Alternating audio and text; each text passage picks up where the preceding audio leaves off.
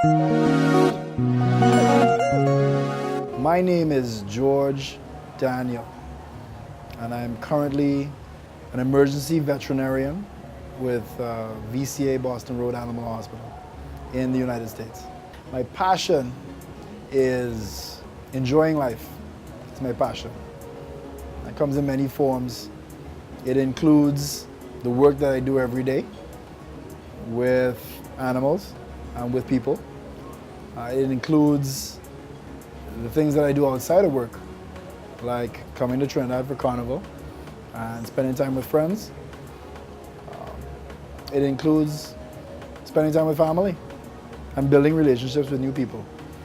I got into my chosen profession, which is veterinary medicine, because my family was involved with a number of different businesses. My father's an entrepreneur, so he had a number of different businesses, and one of them was breeding dogs for military and security purposes, and we had a horse riding stable and stuff, and so I was always around animals, lots of animals, on a professional basis and on a casual domestic basis as well. I was always interested in it, so fixing and tweaking issues with these animals was always interesting, and so it was a natural progression that I'd move on to veterinary medicine. So to become a vet, you have to do, if you're going through the American system, you have to do an undergraduate degree, which is generally 4 years. That can be abbreviated to 2 to 3 years if you're doing pre-vet or pre-med. And then you do 4 years of vet school. Some people also do a master's degree in that period of time as well. After you graduated, usually there's an internship period of about a year where you're getting on-the-job training kind of thing, where you're taught the skills of the profession in an academic setting where the gold standards are adhered to. So your practice skill is honed to a particularly high level. After that year of internship, you can choose to go right into practice, or you can choose to go on to do further postgraduate training in whatever specialty you decide you want to do. So it's just like human medicine. So you have 4 years of undergrad, 4 years of vet school, a year of internship, and usually 2 to 4 years of a residency in whatever specialty you decide to do. A definition of success is happiness. I think that success cannot be defined by one simple adage. I think that each person's level of success needs to be addressed individually. For example, if I were a monk living in the Far East somewhere, my appreciation of success would be based on the amount of time that I could spend meditating and becoming one with myself. If I were a Wall Street banker, my level of success would be based on my the amount of money that I'm earning in commission and so on. So it's really about a level of happiness. What makes you happy is what will determine your level of success. For me, I think that happiness is based on tenets that include family, friends, and self. Self being last. I think family and friends are more important. If you can find a way to enjoy the presence of your family and your friends, if you can find a way to structure your life such that you can do things that will encompass the activity of your family and friends, building social networks, making family members comfortable, either financially or otherwise, then the self comes around at the end. You gain your pleasure out of making sure that everyone's happy, and your pleasure comes out as a result of that. My clients are my inspiration for what I do. My clients are the ones that get me out of bed in the morning and make me want to come to work.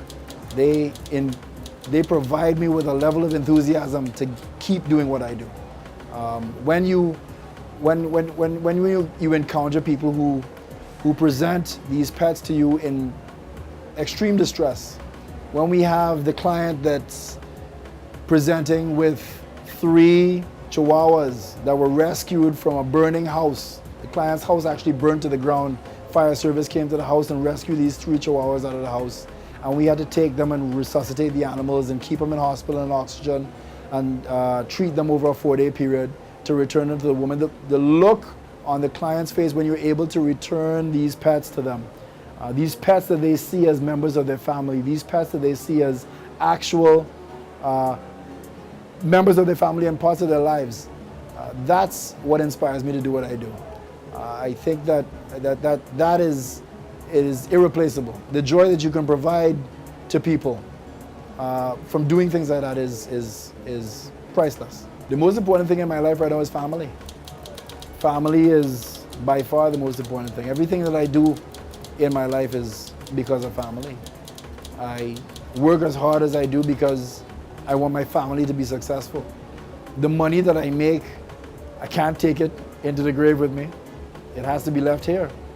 And family is going to be, my family are going to be the recipients of the hard work that I put in now. Something that I was better prepared for that I overcame. Vet school. Vet school was very difficult. It was hard, it was arduous, it was long. Professional training in general is, but if you're passionate about it and you put in the work, you can succeed. I'm much more patient this year than I was last year. I've learned that patience is very important. It is important to maintain your sanity, most importantly. Patience is also important in communication. And I found that communication has played a much more important role in my life recently. The ability to communicate helps to make life a lot easier. So I'm a much better communicator this year than I was last year, and a much more patient individual this year than I was last year. Relationships are crucial. Whether the relationships be personal relationships with your girlfriend, significant other, brother, sister, father, mother, or a professional relationship with your clients. My professional relationship with my clients, for example, is usually very tenuous because when they walk through the door, I'm an emergency veterinarian, so when they walk through the door, they're usually very stressed out, they're usually worried, concerned, angry, belligerent sometimes. So you have to learn to communicate that your job as a veterinarian is to try to help. And this person's distress is not because of you. The person's distress is because of the situation that they've been put in because of their pet. And how can you help to improve that situation? So you look at it from that point of view, and I think things generally work out. LPTS, a group of slackers. People don't know what the hell they do.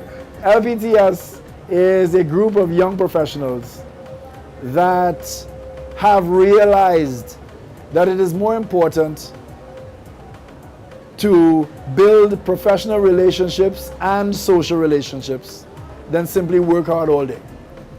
So as hard as we work, because we all work hard in our various professions, and they're many and varied, we work just as hard to build social interactions and social relations.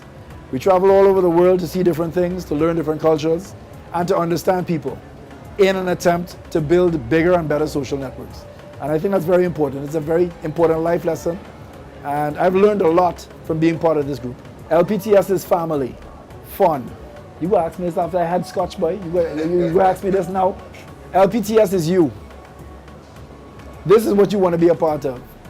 People who enjoy what they do for a living and realize that there's more to life than working hard.